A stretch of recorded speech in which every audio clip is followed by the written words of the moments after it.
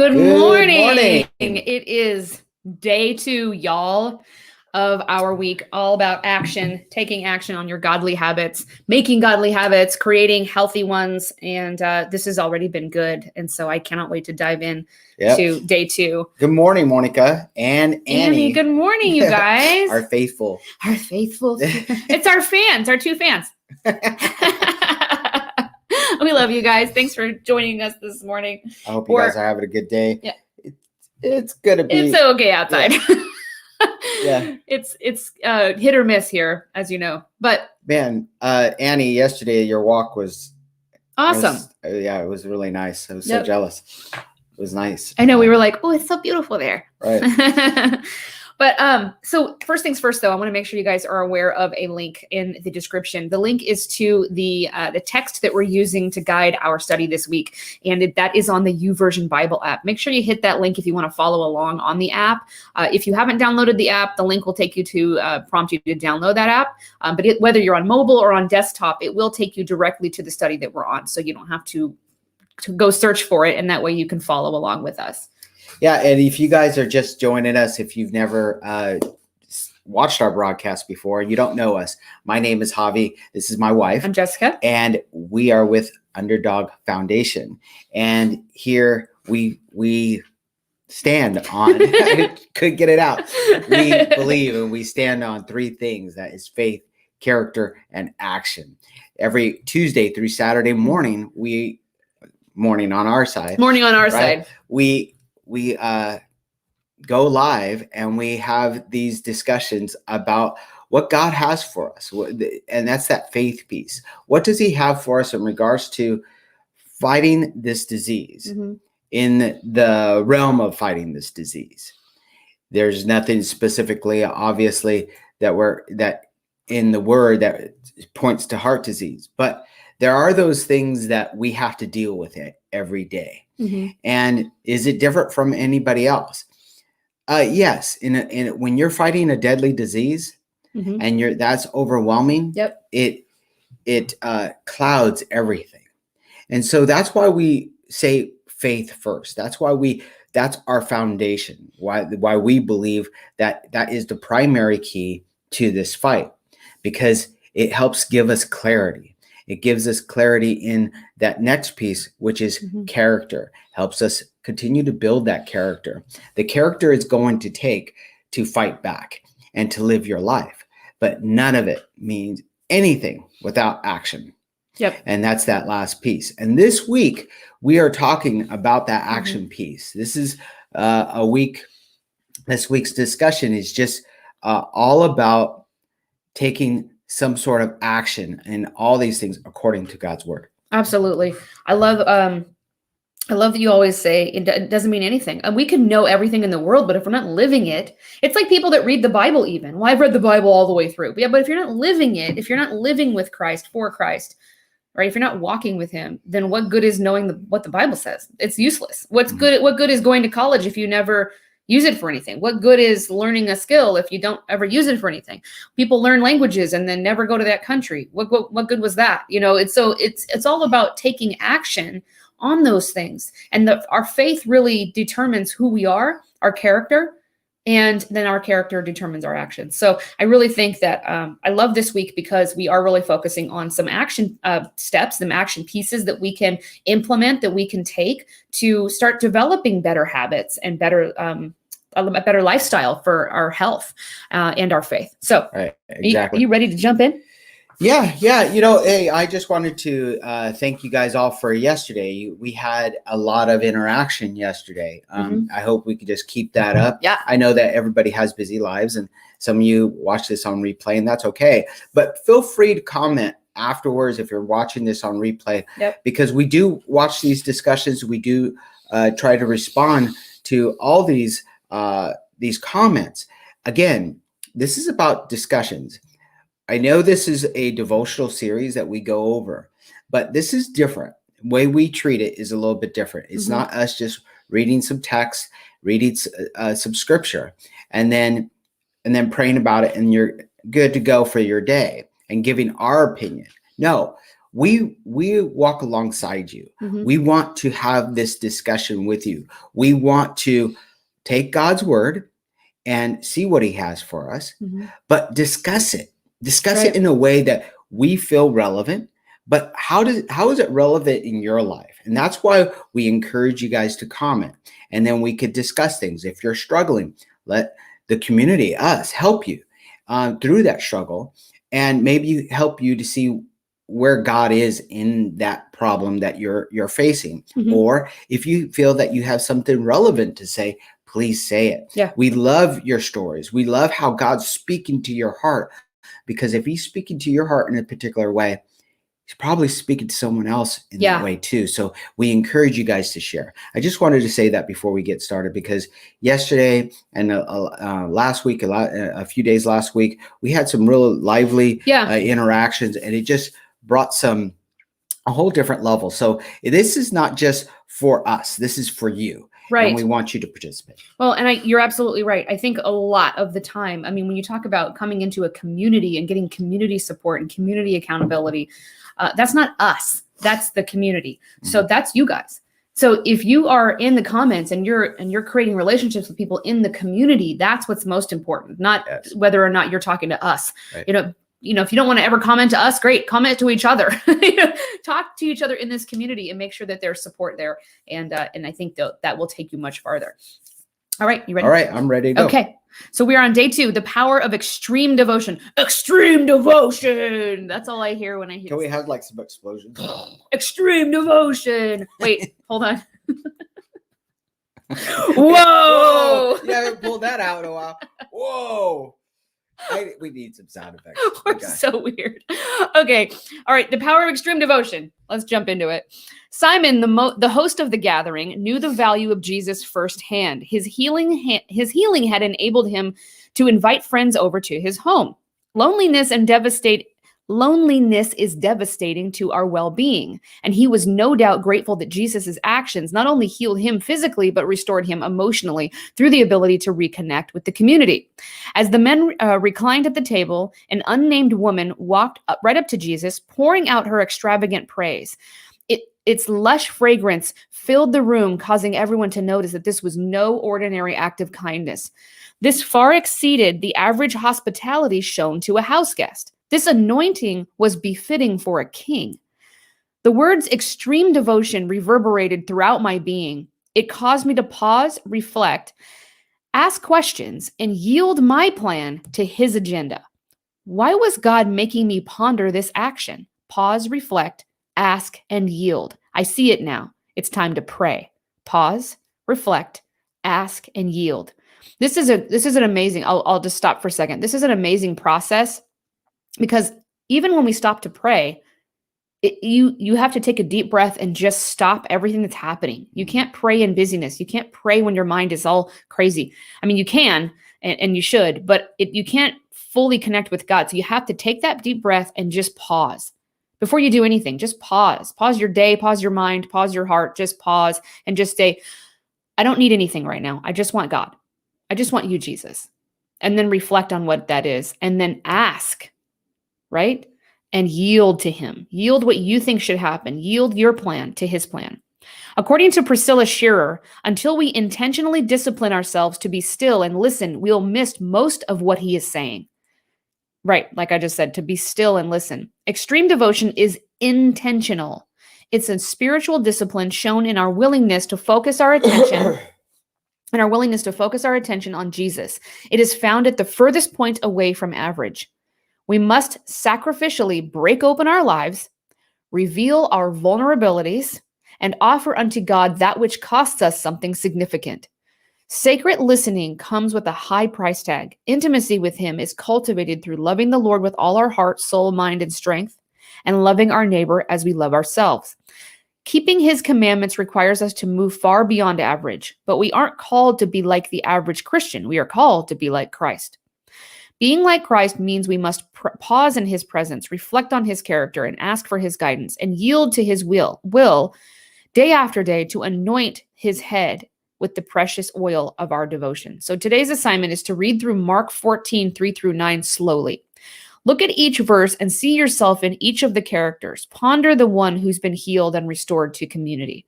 Can you see yourself as the one willing to show the depth of your love to Jesus but remain unnamed? Are you among the crowd complaining to one another about someone else's actions? Pause, reflect, ask, and yield to whatever impressions or visions God lays on your heart. Mm.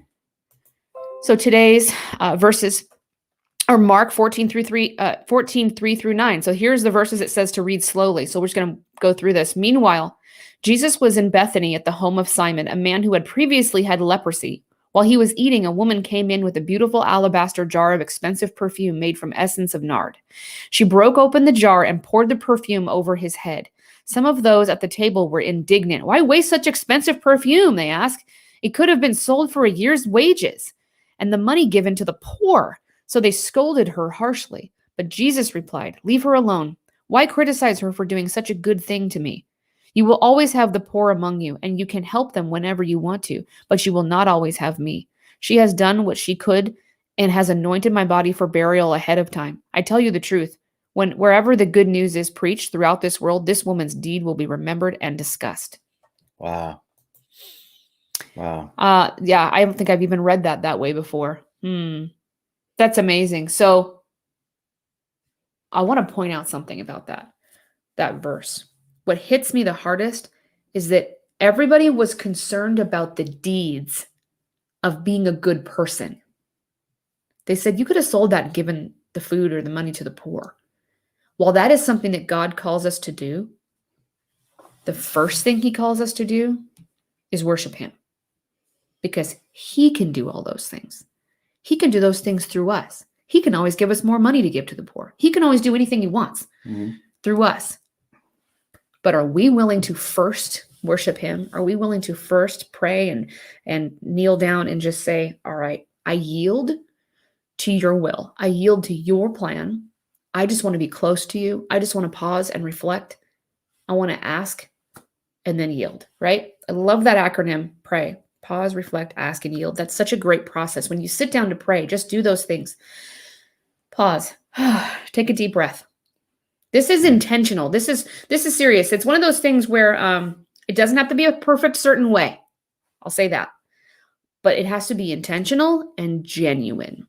Do not, I repeat, for those in the back, do not pray to God because you're supposed to, you think you have to, or it's an obligation. Pray because you want to and you want to have a relationship with Jesus and you're actually talking to him. Genuinely. You'll never discover that what she's meaning by this if you don't stop and reflect and absorb what God is trying to say and absorb and meditate on him and meditate on meditate in a way so you're in his presence. Yeah. And the Holy Spirit comes upon you. Look, many times we allow the earthly things, the things that are going on in this earth, the day-to-day things, to cloud those moments, to cloud the what were we saying the other day? The visitation. Yeah. Okay. Of the Lord. The visitation that he has in that moment during your prayer. How many times, bring up that list real quick. Can you do that for me? Yeah. How many times do we do these things, or do we call our prayer, we say we pray, but we're only doing one, and it's usually ask. Yep. Well, it's always ask. Yeah. We skip everything else. We don't even stop to listen to what he has to say. We ask him a question or we ask him for something. And then we're out. Yep. We treat him like a genie. We treat him like we're rubbing a lamp. Oh, I want this. Pew, pew, pew. Okay. Yep. And then we get frustrated that, well, when's it coming? You're not showing up. Why aren't you showing up? How come I can't hear you? Why didn't you come through? I asked you. I've been praying, Lord, for this particular thing. Yet we don't do the pause. We don't reflect then ask, And we certainly don't yield. and yield. Yeah. Because sometimes, and I think we do this on purpose, because we ask something and we don't want to hear the answer. We don't want to hear necessarily his plan for what we're asking. Sure, maybe what we're asking can be done, but the path there isn't what way we see it. Yeah. The road there is longer. It's maybe even dark and treacherous. It's going to take a little bit more work than we want to put in. So I think that really deep down, that's why we don't yield, or we don't even feel that we need to. We feel like, I think a lot of times as humans, we feel like yielding is weak and we don't have control. Yeah.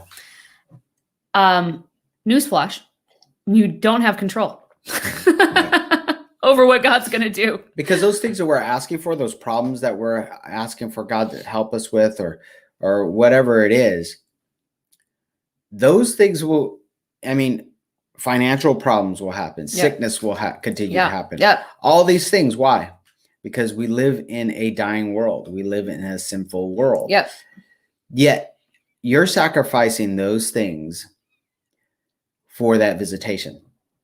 Because look, when those of you that have experienced this in your prayer life, that visitation that you experience through pausing, through reflecting and yielding, those things are priceless. That's where you get the clarity. That's where you get the true direction. And through that, most often, he's already answered your prayer before you even ask. Right. And here's the thing is sometimes he's answering the prayer while you're asking. Yep. Think about it this way. When you plant the seed in the ground, when you're when a farmer's farming, or when you're planting a seed to grow something, it's growing the whole time. You just don't see it. He's answering the prayer. It's just underground. It's happening. Okay. You don't see it until there's fruit. You don't see it until there's a plant, a product, a result, right? What we don't see is the prayers that were answered that we don't ever see the plant. We don't ever see the result. God answered prayers for other people that we never hear about, that we prayed for. God answers prayers in our life that are so slow going that one day, it happened the whole time. It's like us asking God to grow our children. And then, a year later, we're like, oh, it happened. It was happening the whole time. But it's so slow that it's a process, and it's a necessary process. Can you imagine if our kids grew a foot in a day, what would happen to their bodies? Can you imagine? Like, that would be the most painful thing they'd ever gone through in their whole life. Sometimes God is minimizing our pain by stretching out the process and saying, this is something that you need to go through and enjoy the process. We're so goal-oriented in our lives. I'm raising my hand, okay? We're so goal-oriented in our lives that we not only miss the present thing that's happening, okay? But we also don't honor the present thing that's happening. We don't honor the work that God is doing in the smallest things. It's always the big grandiose thing. It's always the miracle. It's always the result. It's always the goal. So this pausing and reflecting and asking and yielding is us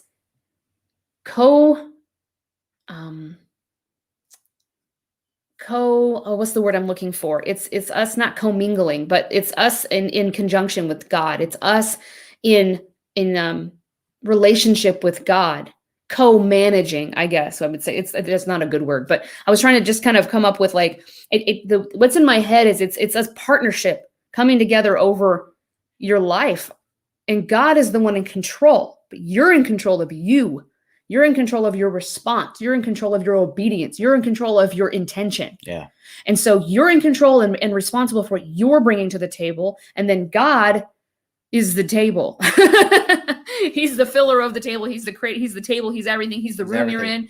And so you're just bringing something and saying, I want to show up. I want to be part of this. I want to do something that has something to do with it. I want to be with you, Jesus. I want to be a part of the process you're taking me through. I want to participate.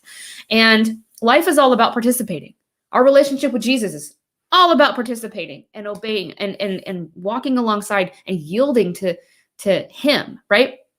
So that is actually the action for developing godly habits today. So on our week, we're going to get further into some really practical stuff, but I know that there's a reason why the first 2 days have really been all about our spiritual like foundation, again, with faith, right? Character and action, because even though this week is all about godly habits, you can't have anything in your life happen God's way unless God's there. Okay. You can't just be like, I'm going to be like Jesus. I'm going to be a good Christian and I'm not even going to involve God. Yeah. That doesn't, nope. You can't do that. So we have to start with the intentional action of getting with God. And what I was trying to say in the beginning, it doesn't have to be a certain perfect way. This is your way with God between you and God. All it has to be is real and intentional and genuine. As long as you know that he knows that you know that you're real about it, get in there and yell at him if you need to. Whatever. I'm serious. And I know people always like, what? Yell at God. Yes. He wants a real, raw, genuine, straight from the heart, no holds barred relationship with us. Maybe a better way to put it is passionately, right? Does that make anybody feel better? Right.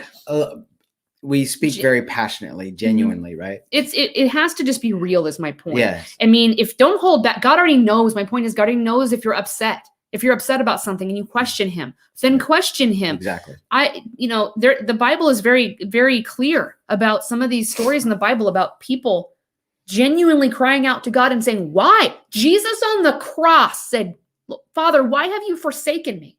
Right. But he's asking, what's going on? But he knows, like he's just being honest. Mm-hmm. He's just being real with God, and God knows he cares for us. He cares for our feelings and our true, real, visceral response to life. Right.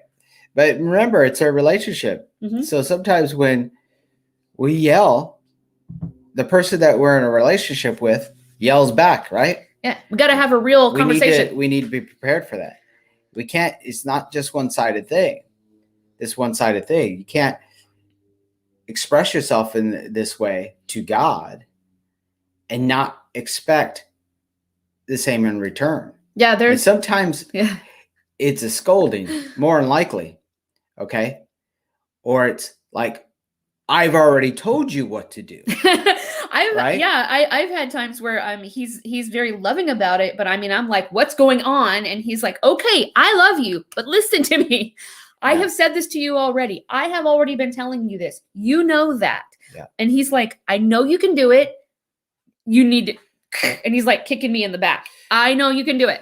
Right. So maybe you touched on it a little bit and it got me thinking.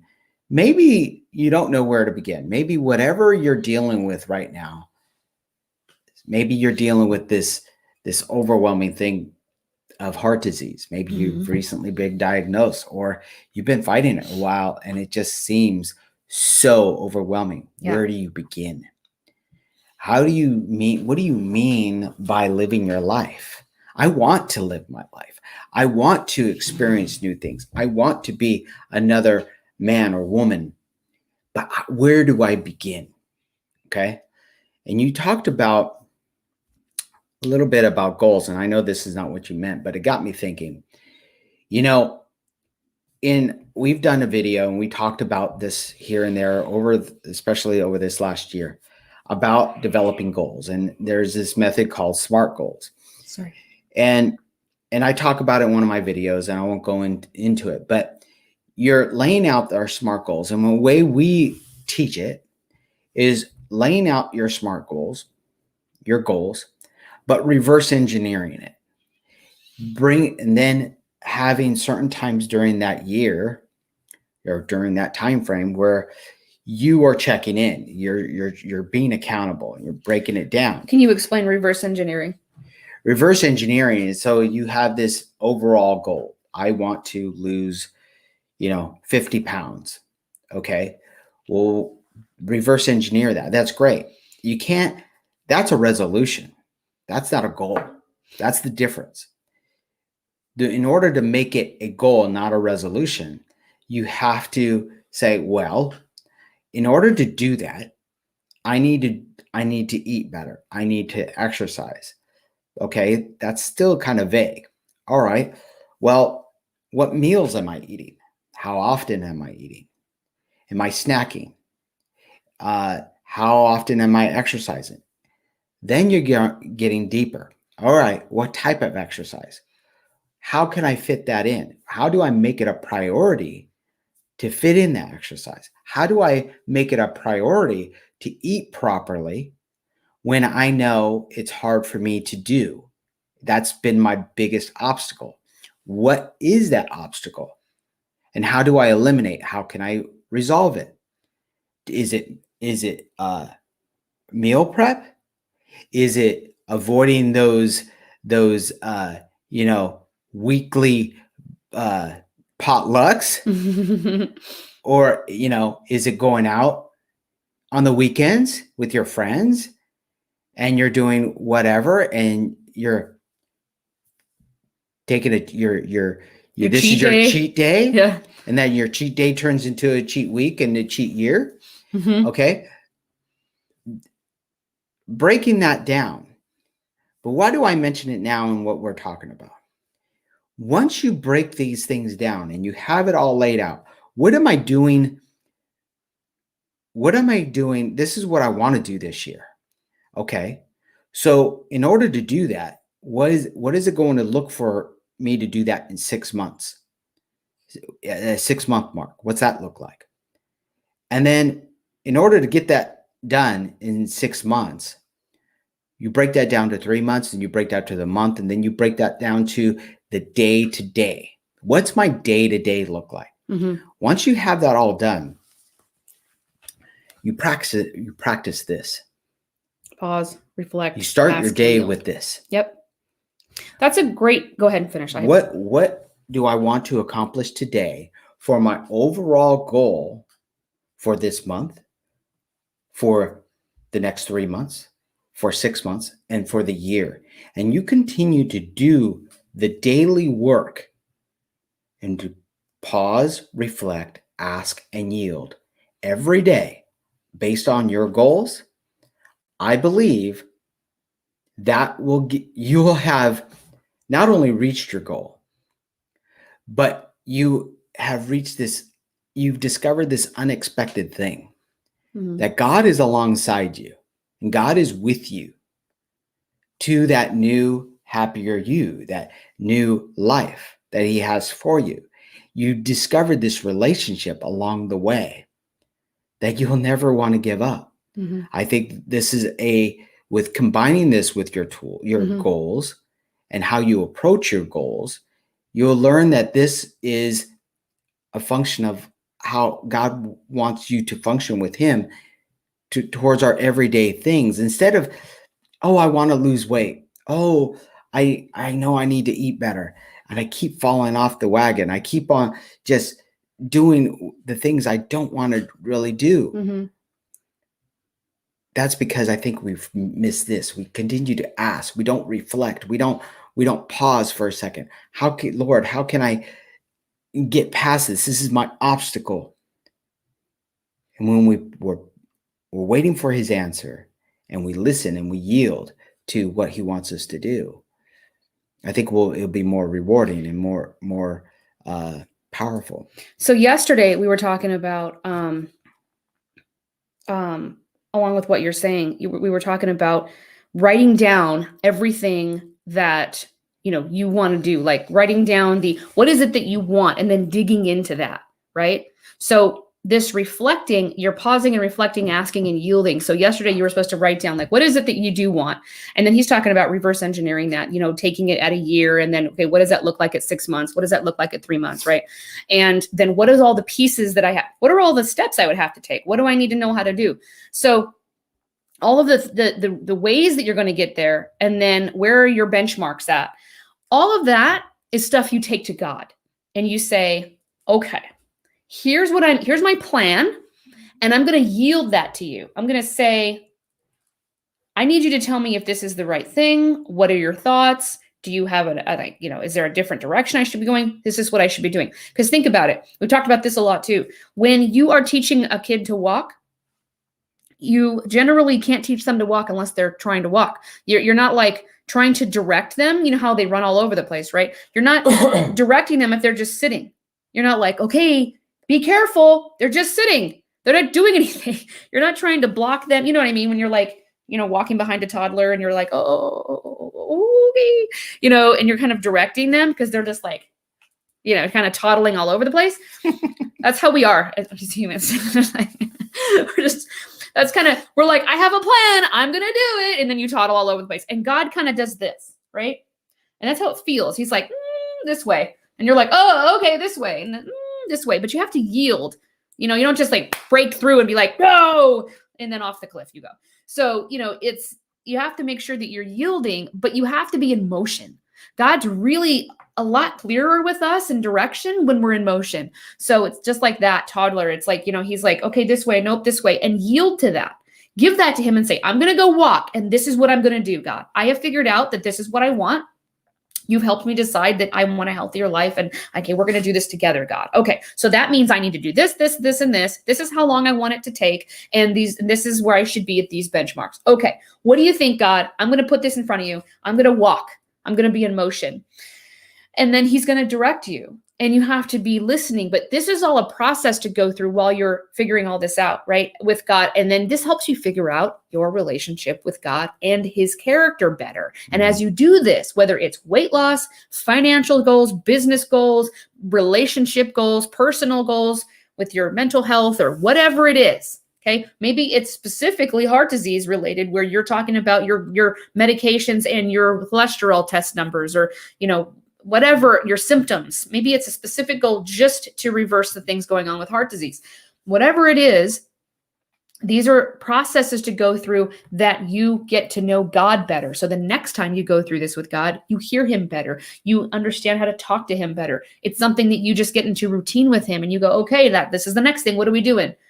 Right. And he gets clearer and clearer and you see, and you can hear him more. Mm-hmm. And you also get better at pausing, reflecting, asking, and yielding. Sometimes he just asks us to be still and wait. When you bring it to him, he goes, that's a great plan. Right. Hold on. Don't do anything. And you go, say what? You just want me to chill. And he goes, yes.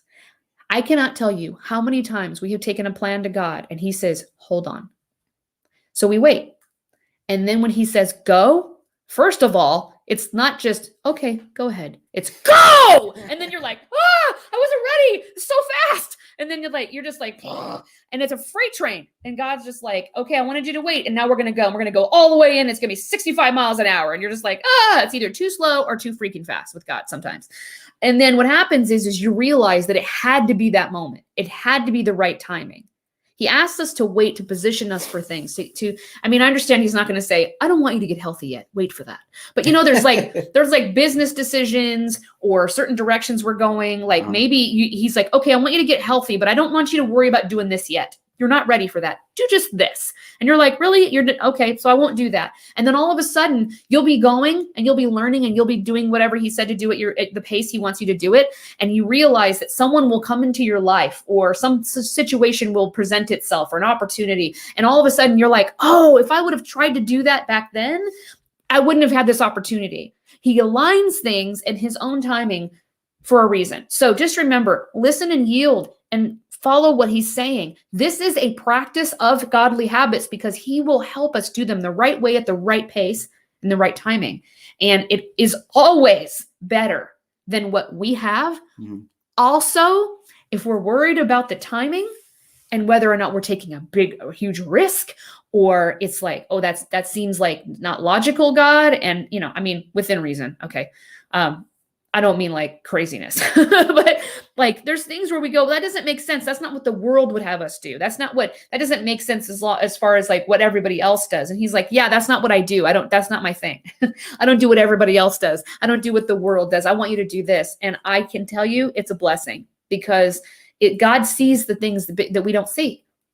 Yep. And so just know that he does know better. It always works out and he's going to protect you. When you're following God, he doesn't say, go out there and do my thing and good luck.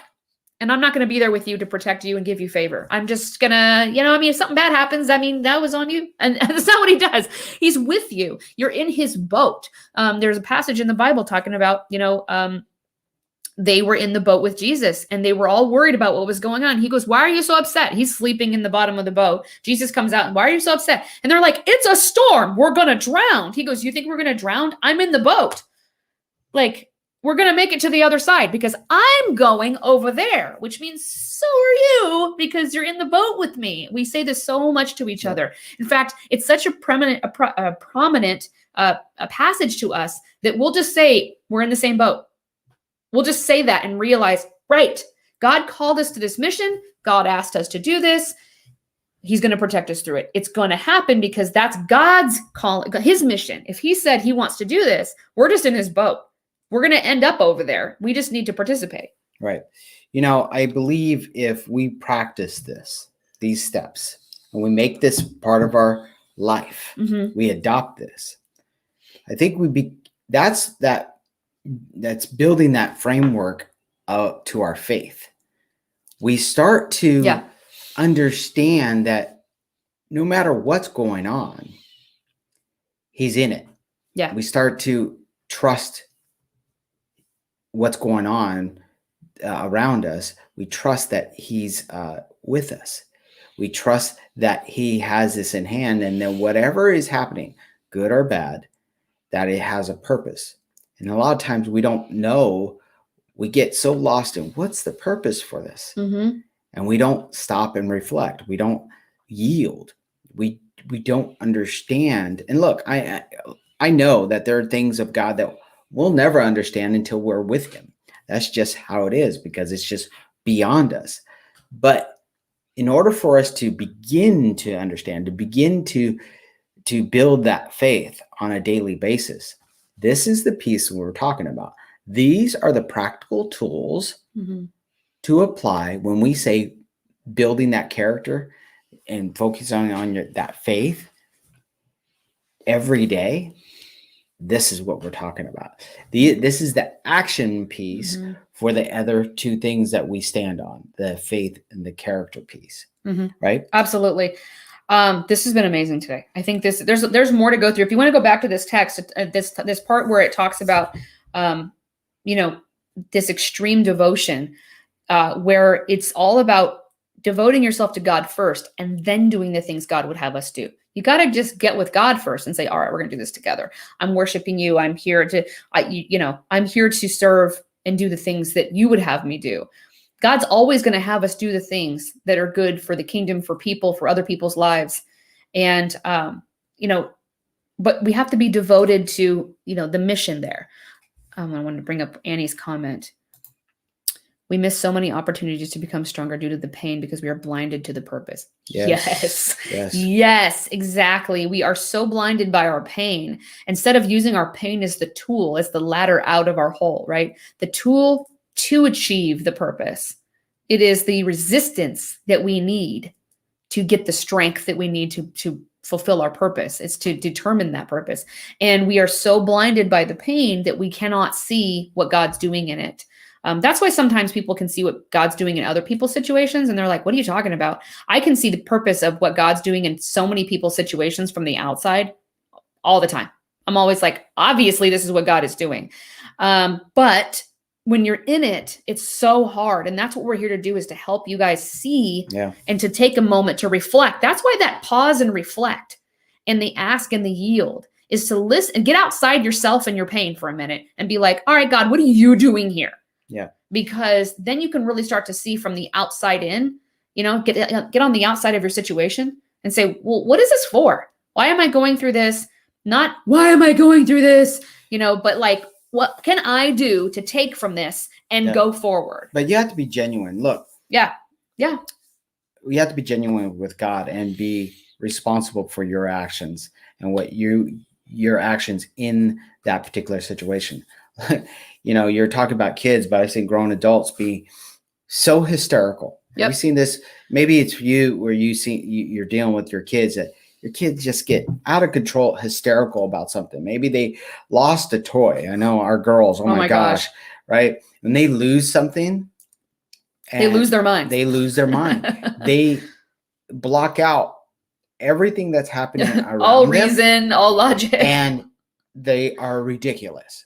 They are acting hysterically. Mm-hmm. And we're like, what are you doing? That it's not that bad, or it's right here. Yep. It's right in front of them. The answer is right in front of them. But I've seen grown adults do this. Oh yeah. And the answer be right in front of them. They're like, but this. Okay.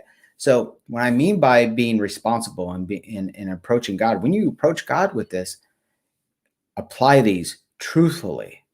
Mm-hmm. Wait for his answer. Calm down. Breathe. Okay. Mm-hmm. Don't approach him with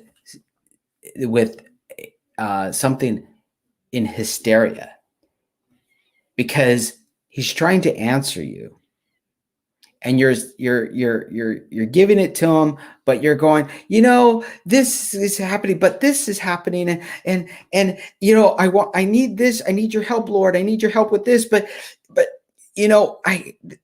this person at work is just always seems to just hit the right buttons on with me, and I just lose it.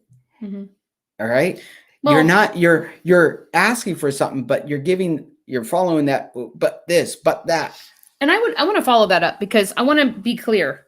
Not that you're not being clear, because you are. But trying to be as clear as I can. No. I want to put this together with what we said earlier, because we were talking about, well, go to God in, like, even if you have to, like, yell at him. Yes. But make sure it's honest. So if you're gonna go with this, if you're gonna go to him this way, okay, that's where you should be going when you're in hysterics. However, make sure it's honest, and then you're listening, is what you're saying. You're like, oh. When I say that when we are passionate with God and we need to be real with him, allow him to be real with us. Right. Because sometimes if you're dealing with a friend that's just out of their minds, hysterical about something, or your kids, okay?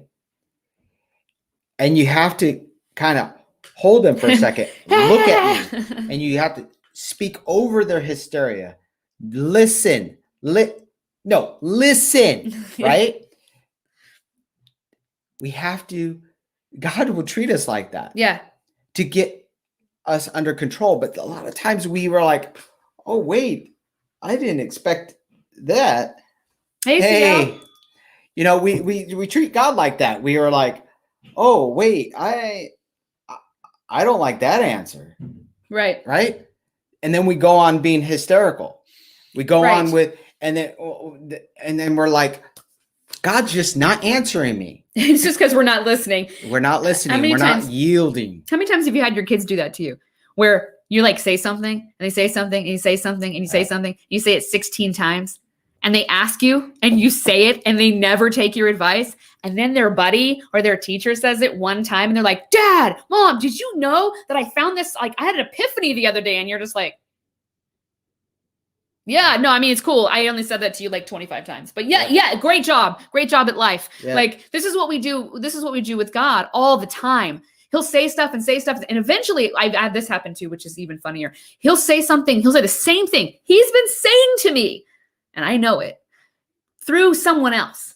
And I'm like, yeah. And then God's like, yeah, I've been saying that to you, but hey, it's cool if they told you, usually he says it through the person, but that's one of the tools that he uses. And it's because we don't listen, because we're hysterical and we're not ready to receive the answer, even though we're going to him. Yeah. But the danger at that, if we don't do this, and maybe you're not in the habit of taking these steps and yielding to God and reflecting, okay, the danger of not doing this is almost what you're talking about. We come to God and we pray to him on a particular thing that we want or need in our life. But we're so stuck on it having to be a certain way, or it to be, Lord, I need it. I need this. I need your help here. Our bank account is getting low and I need you to intervene. Yeah. Okay. But so we expect it to be a certain way. And so when God gives us this answer and we don't yield to it, Mm-hmm. we back away from it and we're like, that doesn't sound right. We start going looking for the answers that we think do sound right. Mm-hmm. Believe me, the enemy will answer you. Yeah. He will say, well, you know what? How about I this? think that is possible. And you are right. I bet you that will work.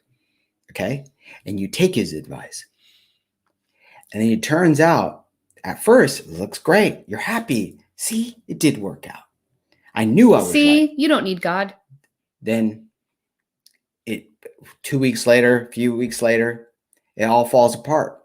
Or it goes a direction you didn't expect. It's too overwhelming. It was too much. Or it was a lie. Which is usually the case. And the thing is sometimes we're not ready for it. And God knows it. Mm-hmm. And so sometimes we have to go the long way. Yep. We have to go through the hard times, the dark. A few weeks ago, we were talking about that very thing where there's two paths. There's this clear way, this easy seemingly way. Clear. Yeah. And we're like, let's go that way. And God says, no, we need to go over here. And that way looks a little darker, a little steeper, a little more rocky. The weather there doesn't look as appealing. This looks sunny and bright. What we don't see over that hill is the predator. Yep. That we are going to have to face. Here, there are predators. It's dark. But God's going to give us the tools and the ability and the strength to overcome those predators and to get through the other side. And we're going to become stronger. It's going to be more beneficial. So sometimes we take the easy road and we're not ready for it, or it's the wrong answer. Yesterday, a good friend of ours, a colleague, Chaz Maluski, he posted this amazing post that I shared on my page. And my favorite quote from it, because it hit me deep, is comfort is a slow death and you won't see it coming until you're too deep in, which is what you're saying. Mm-hmm. So conversations with God are not always going to be comfortable. That isn't what we're looking to do here, is be comfortable, though. We're looking to grow. We're looking to get healthy. We're looking to move on, move forward, right? Become the person we always wanted to be, have the life we want to have. We're not looking to be comfortable. That isn't what life is about. That's not what growth is about. That's not what success is about. Success meaning success in your health, success in your relationships, success in your business. Mm-hmm. It's not about being comfortable, but it's not about being miserable either. Okay. So you can't look at it that way. It has to be that this is all purposeful. The resistance is there for a reason. Okay. And that's where you find God in the uncomfortable too. That's where you need him. That's where he wants to be with you. He wants to take you and be your spotter and take you through those uncomfortable moments, right? And pick up where you leave off. So yeah, I really love this today. I think that this idea that it's extreme devotion, where it says, this is the farthest removed from average. Do you want to be average like everybody else with the results that everybody else has? Just like all the other people fighting heart disease? Just like all the other people? If you were just like all the other people fighting heart disease, you may not be here, because the majority of people that have heart attacks don't make it. Yep. And you're here. Exactly. So you're already not like everybody else, first of all. Okay. You're already here for a purpose because you're still here. Anybody who's here is here for a purpose. And it's up to you to take those steps to work that out with God. And that is an intentional action. It's not just a mentality. It's not just a way of thinking. It is an intentional action we take with God in moments in our quiet time where we sit down with him and take some time and say, what are we doing? So that is an action piece. And I think this is a foundation of devoting ourselves to finding out what God has and then yielding to it and doing it. This week, we're going to talk more and more about, more specifically with food, consistency, stewardship, and over our bodies and our health. But this is the foundation that's being laid for creating those habits in our lives with God. And I think once we get here, all the rest of it can happen much more easily. Yeah. Exactly. Hey, I just wanted to take a moment right now and just thank you guys. Thank you, Annie. Thank you, Monica. Thank you, CL. You guys are always faithful. We always appreciate you popping in and saying hi. Yep. And look, if you're watching this on replay, or if you're just in the background, not saying anything, it doesn't hurt to, believe me, it doesn't hurt just to say hi. Hey, you can do I'm it. Here. We really appreciate it, because we want to know, who's in the audience, and this way we could address you and just say hello. Right. But look, wherever you are, however you're watching this, we appreciate you watching this. I appreciate you tuning in and not listening to us, listening to God's word.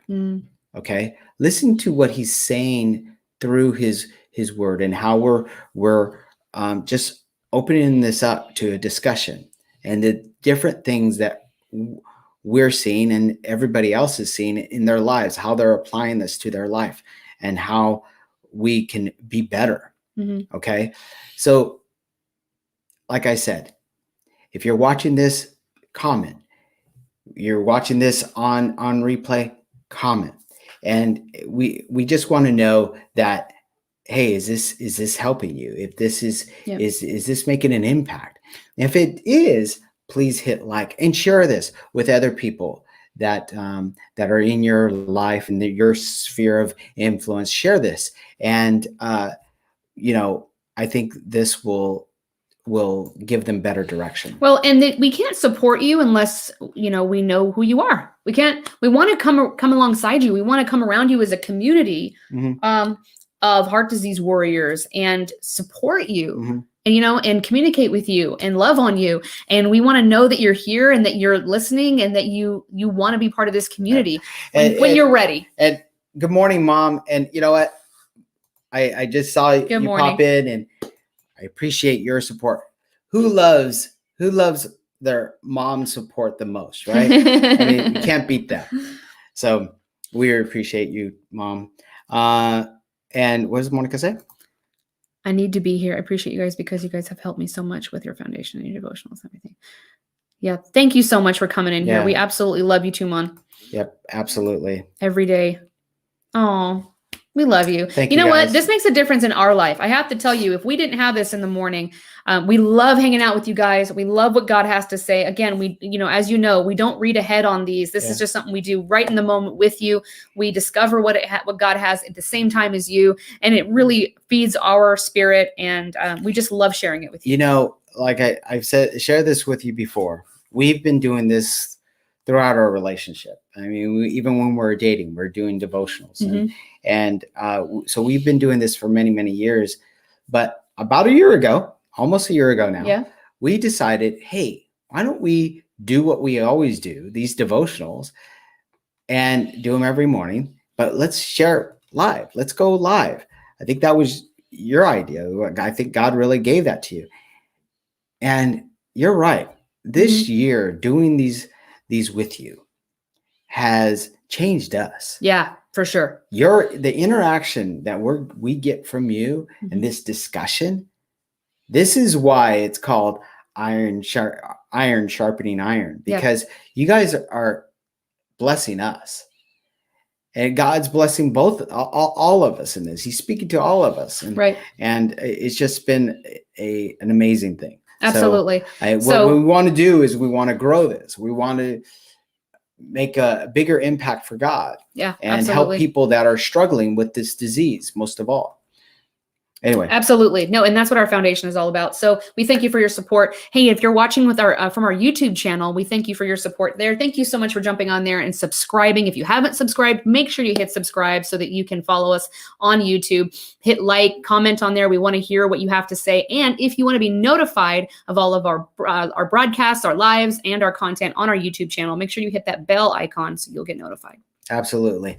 You guys have a wonderful day. We love you and appreciate you. And we will see you tomorrow. Next time. God bless. Bye.